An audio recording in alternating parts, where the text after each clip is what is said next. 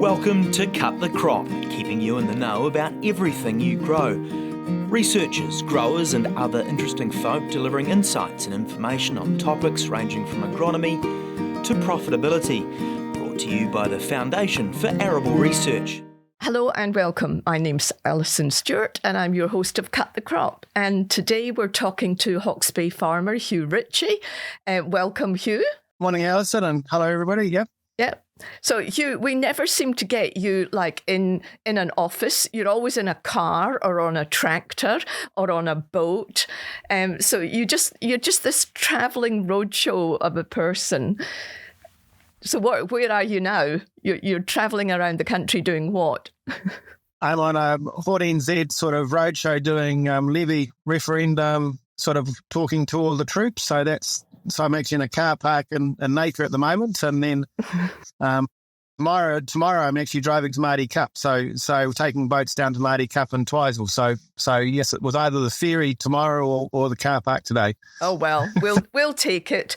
So obviously a lot of our growers know who you are, but there will be some that don't.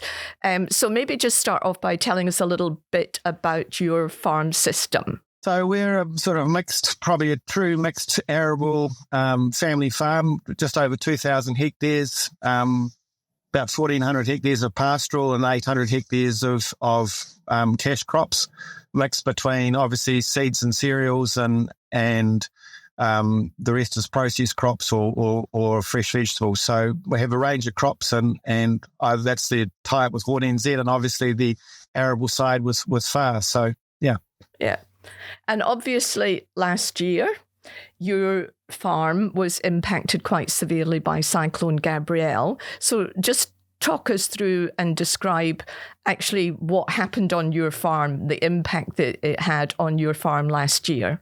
So probably the main impact was we had the Waipawa River change direction and actually come through our property for 3 days, which ended up burying. Well, we were underwater for about 6 weeks. We had over probably 500 hectares underwater, and the depths of water ranged from probably 3.5 metres down to 1 metre.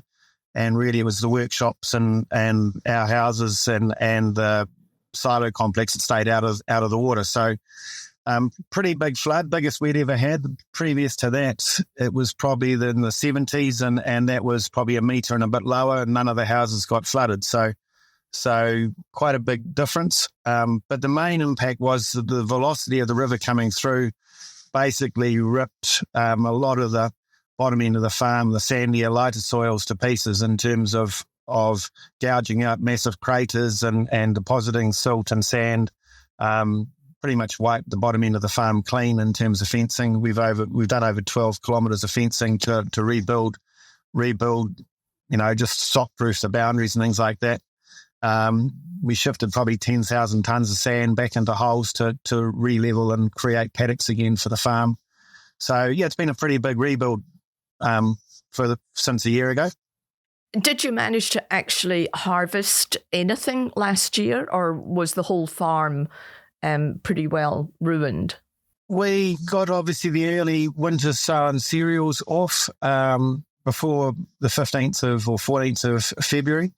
We managed to get quite a lot of the maize crop, salvaged quite a lot of the maize crop. Anything where the maize cobs went underwater, it just rotted and came to nothing. But anything where the maize cob was above the water, we actually got some pretty good yields, albeit we were harvesting tyres and logs and all sorts of things with the maize front, and so did a little bit of damage to equipment in that respect. But we did manage to salvage a pretty useful maize crop. But all the vegetables, the beans, squash,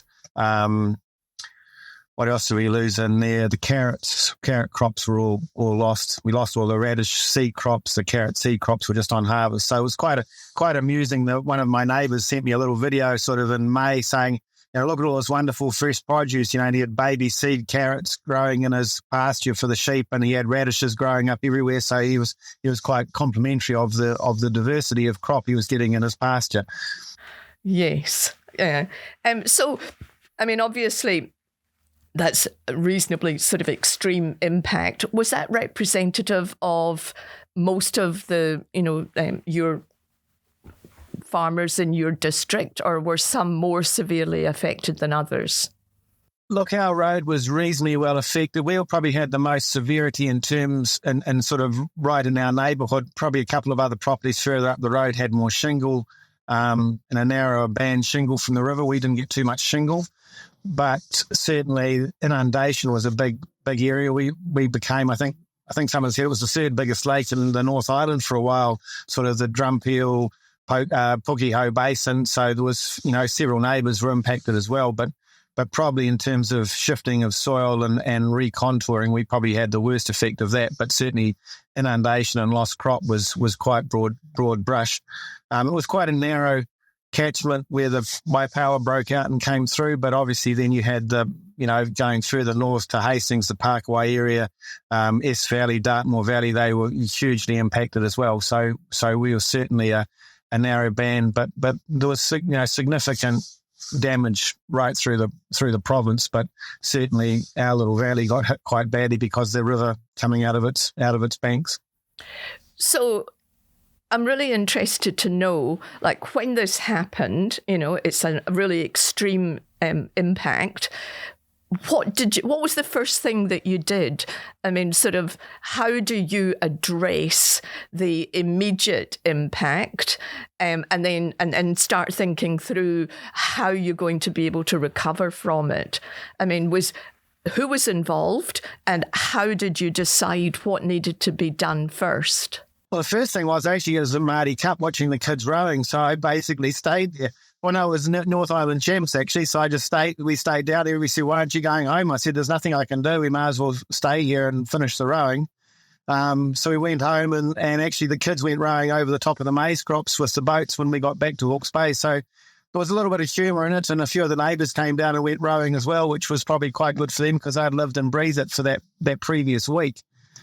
I think there was a couple of days of despair when we started filling in holes, and you sort of go for a whole day and you didn't actually even make one hole, fill one hole in. So that was quite sort of, that set you back a wee bit. But, it was a little bit like, you just had to do the first things. First we had to get access. So we just started filling in the holes and getting shingle to fill in the holes so we could access the farm.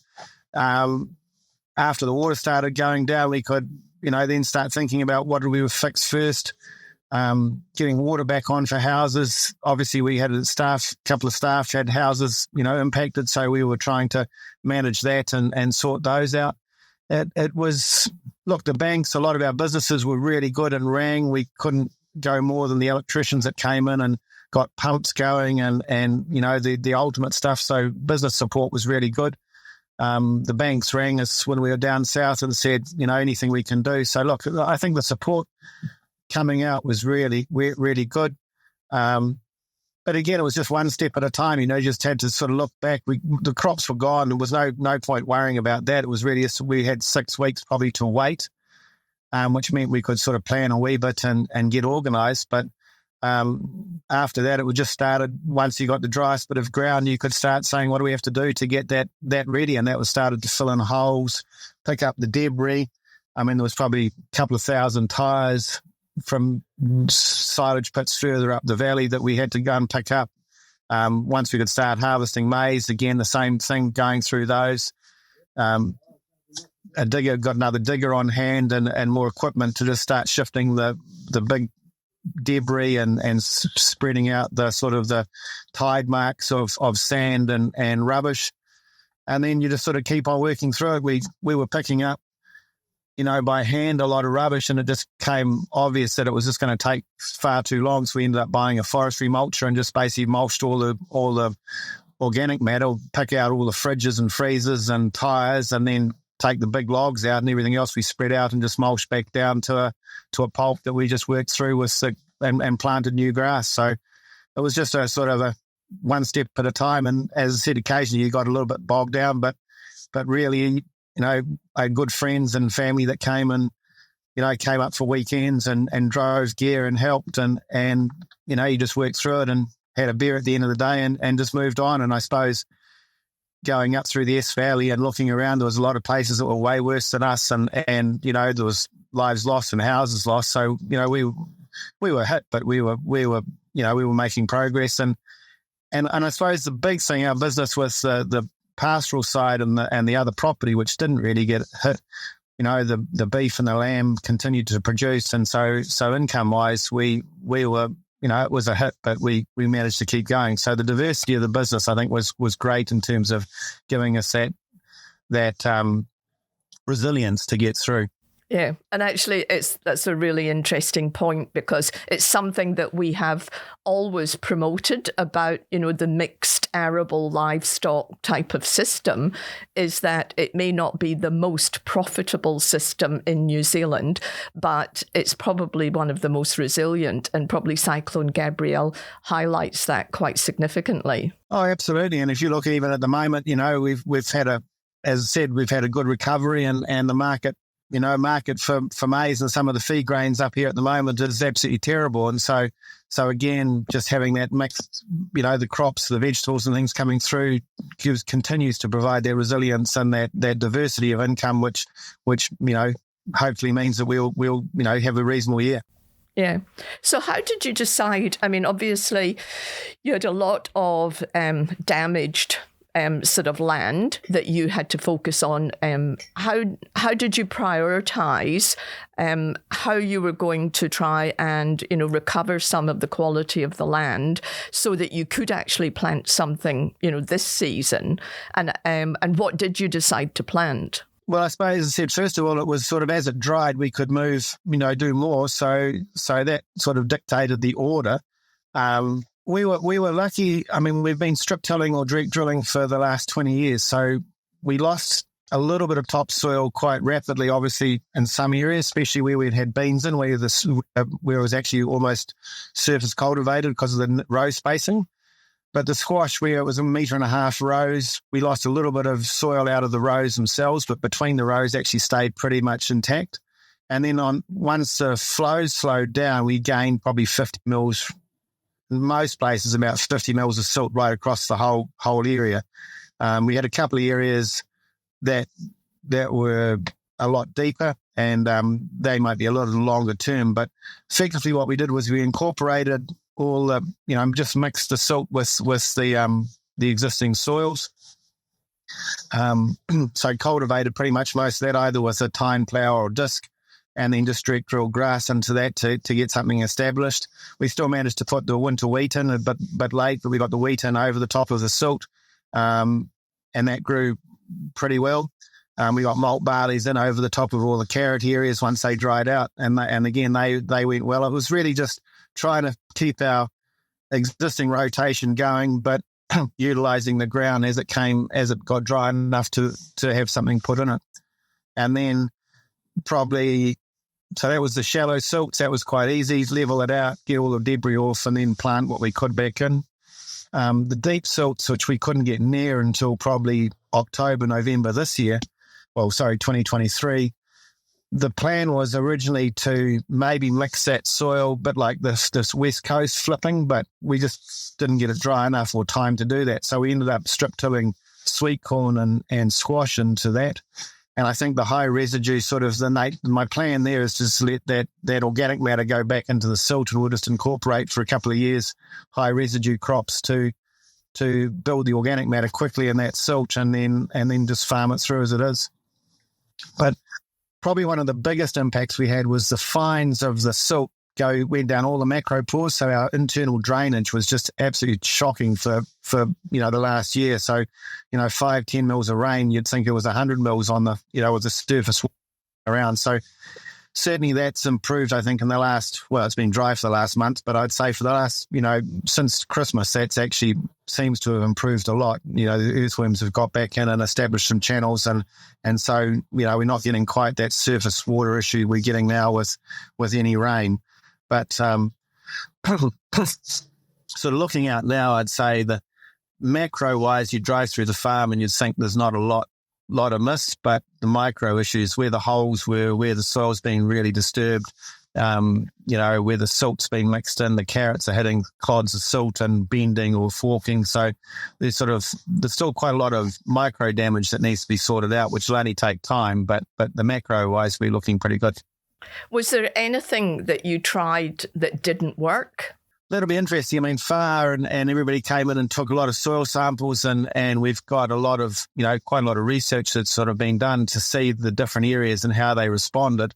If we'd really tried to push, we did some areas that we had quite heavy silt. If you put heavy equipment onto that, I think there's actually more damage and destruction done to trying to fix it rather than just leaving it alone. So some of those areas I think will show up, but no, touch wood, we there's nothing that I would say we fundamentally bug it up, but that's not to say there's things I think knowing what we do now, I think a lot less shifting of dirt and a more plan around just using compost or high organic, returning sort of crops would be the way to manage it going forward if we had to do it all again. Yeah, and it's really important that we capture those lessons learned, because there is going to be another extreme weather event, somewhere in New Zealand, at some stage, and we need to make sure that we can pass on, the lessons that you and the farmers up in the East Coast have learnt. I know that Hugh Dalrymple, talks, about the situation when he had the extreme weather event, but I don't think that it was the same. It's slightly different. And so we do need to just capture those lessons learnt so that people who maybe are not, haven't been in farming for as long or don't have quite the diversity of crops and multiple revenues, that they know the best thing to do, because I'm sure that there are some farms up your way that the impact, both financially and from the point of view of the land, it's probably going to take them longer to be able to overcome some of those negative impacts. Absolutely. And as I said, we were very fortunate. We probably had 20 hectares of silt over 300 deep, which, is going to be a long term. We'll see how that works. But some areas, up the East Coast and even in the, in north, or even around the Heritonga Plains, meters of silt and all over everywhere. And again, we were lucky that our base material was actually more silty rather than clay. So it's not like we've got this very, tight, dense sort of, material we're dealing with. Ours has actually got a bit of sand component in it. So it's actually reasonably easy to deal with. So it's horses for courses, but certainly, I think, a lot of money can be spent with diggers and shifting soil around to try and relieve it, but you actually do a lot of damage to the ground underneath that with all that heavy equipment. And so sometimes actually spending the money on the compost or just farming a high residue system for a couple of years might be a long-term better way of meeting that obligation. But everybody's learning, and that's hopefully, the trial sites that we've had will add to that knowledge base. And again, probably this is the first time that horticulture and a lot of cropping has been hit. A lot of the Manawatu was actually pastoral land that was covered, and so the systems to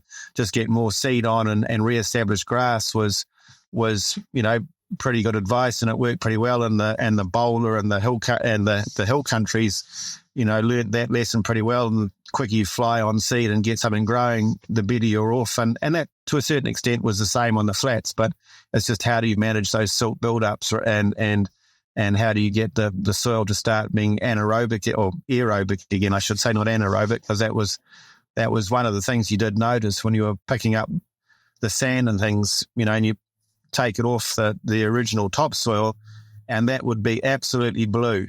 And then a couple of hours later, it would change, very quickly change back again. So again, that anaerobic situation would have been very, impacting on the soils and the plant's ability to grow through that without doing something. So somehow mixing it was pretty critical. Yeah. So what did you grow this season, and how did this season go? So we pretty much stuck to what we've, the mix of crops and rotation we pretty much adhered to. Again, it was February occurrence, so it was sort of the end of a normal season and starting the winter. So we pretty much struck to our 20-year rotation on a lot of the areas. So maize, Winton, ryegrass, wheats, malt barley, a big pea program in the spring, quite a big maize program as well, and then squash and sweet corn. So pretty much the same crops went in. And again, just some of those deep silt areas we moved across, and our plan will be to, like sweet corn, where we can mulch all that stover in once the cobs have gone, and then, put another green manure crop in and just try and build that. So probably it's going to be a long-term crop rotation to change some of those areas, but that's, we can mix with the mix of crops we grow. That's easy enough to achieve. And so far, the yields have actually been pretty favourable. As I said, biggest issue at the moment is it would be great to have a good market situation so that we can get a decent income out to go on last year's disaster. But unfortunately, as you're aware, the market's a bit soft at the moment. So, but the peas, the carrots looking good, the beans are coming out well. So, and the squash crops are looking excellent. So, look, we've had a really good growing season, and so again, that diversity is going to probably mean that we'll do okay, and hopefully somebody will flick out and work out that buying maize or feed grains in New Zealand is not a bad option, and that the market might start to improve. Well, yeah, fingers crossed, but don't hold your breath. Yeah. So, you won't mind me saying this, but obviously you are at the top end of, sort of the quality and the performance of a farm business. And so you've got that scale and you've got that diversity and, and the profitability to be able to weather, an extreme event like this. But obviously there are a lot of other farmers in that region that are not necessarily in the same circumstance.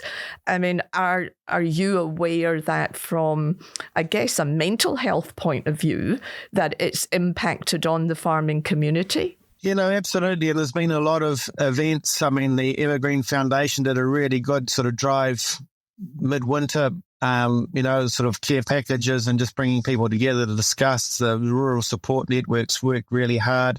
There's been sort of road and valley sort of barbecues and get-togethers to get everybody through. Look, I think so on that side, it's mental health wise. There's always going to be people that you don't know about, and you pick up on neighbours that are at their last end. And again, just the simple thing of one of our neighbours came down and just went rowing. First time he'd been rowing since he'd won the Māori Cup, and again, just a smile that put on his face. It's amazing, just little things like that can, just make the difference to get people through and carry on. But look, I think that everybody's pulled together really well. And touch wood, people have struggled and you have bad days, but I think most people have come through it, really well. Good support. I think everybody says, could the government have done more? Maybe, but I think at the end of the day, we are in a biological state, and it'll throw you curveballs. But certainly, the banks have been very good, and obviously some of the funding models they've put out is, that we've seen and taken, the value of is just takes a little bit off the edge of these high interest rates, and it's cost us probably just shy of $2 million to put things back together.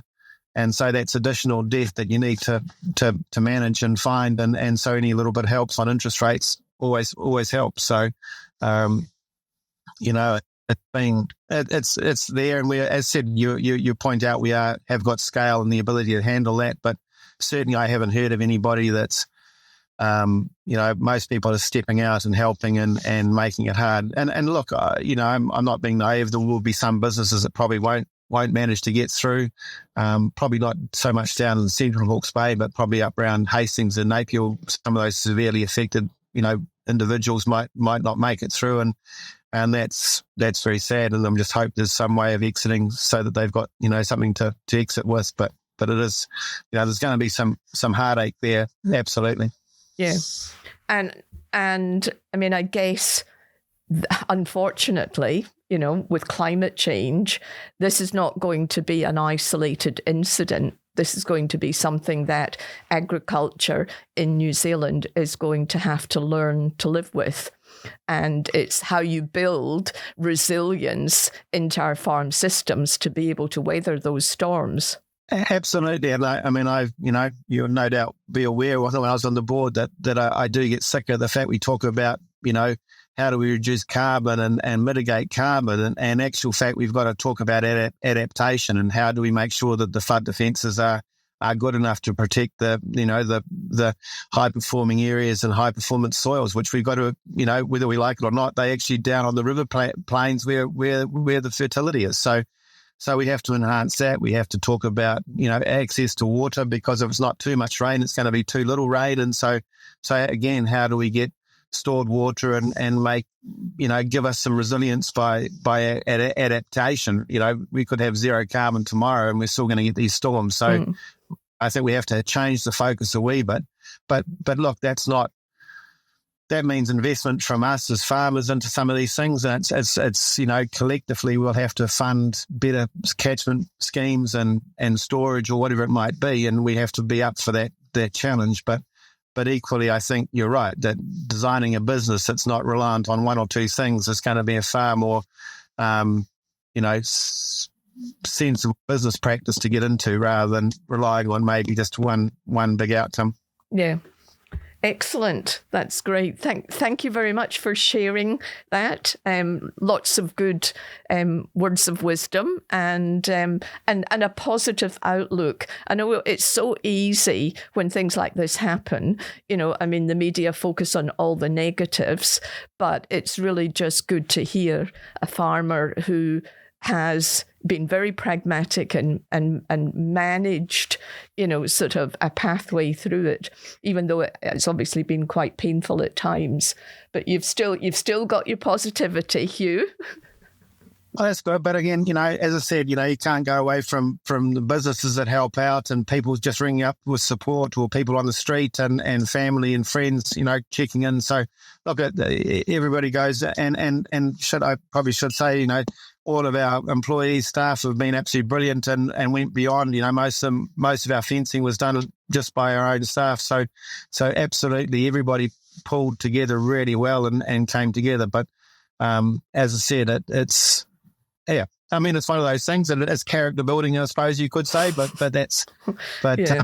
Look, I appreciate the interest and look, anybody that wants to ask questions or goes through it, you always got to learn from other people's misfortunes, which is great. Yeah, great. Thank you very much, Hugh. I will let you get away on your tiki tour around. And thank you very much, listeners. Thanks for tuning in to Cut the Crop, presented to you by FAR. If you'd like to know more about any of the topics discussed or have any suggestions for future topics, go to www.cutthecrop.co.nz.